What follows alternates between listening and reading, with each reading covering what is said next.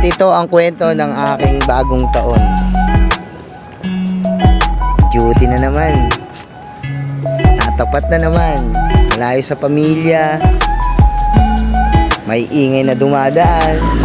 Mamayang alas 12, puto ka naman. Ala ka sa tabi ng pamilya mo. Dahil ganun talaga ang buhay ng gwardiya. Kailangan mag-test. Kaya tingnan mo ginagawa ko. Tamang linis na lang ako dito. Ano, lilinisin ko yung gulong na yan. Oh. Maya ako pa lilinisin yan. Naglilipang ah. Habang nag-iingay. Napakaingay ng mga dumadaan dito guys. Nandito nga pala ako sa Siria. Isang subdivision na bagong ginagawa dito sa Inuway. Sa Baliwag. Sa mga tropa ko dyan na nakakilala sa akin, baka gusto nyo akong puntahan din eh.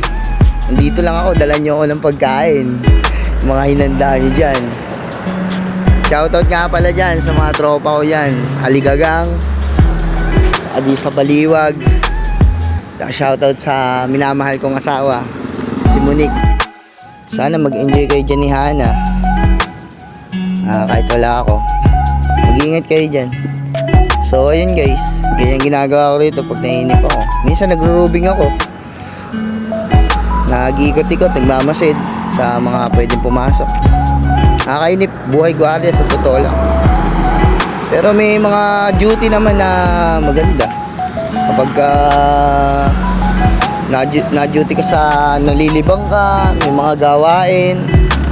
Pero pagka wala ka masyadong ginagawa, talagang pagka mainipin ka, hindi ka pwede rito. Sa buhay ka, napakaingay na rito. Tsaka medyo dumidilim na, napakatagal ko maglinis yan. No? Inabot ako ng dilim. Kaya medyo binilisan ko yung ano ko. So ayan, nag-ano na ako dyan. No? Nagbabanlaw na ako dyan, binabanlawan ko na siya. Medyo papagandahin ko rin yung motor ko na yan. Sana maging maganda nga. Maging maganda yung pasok ng taon sa akin. Sa amin, pamilya ko.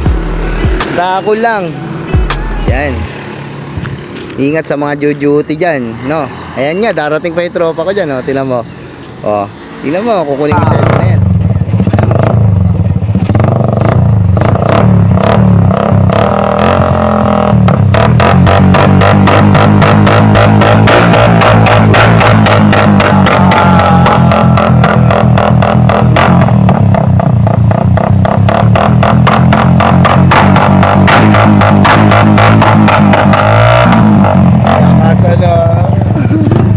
Happy New Year, peace man.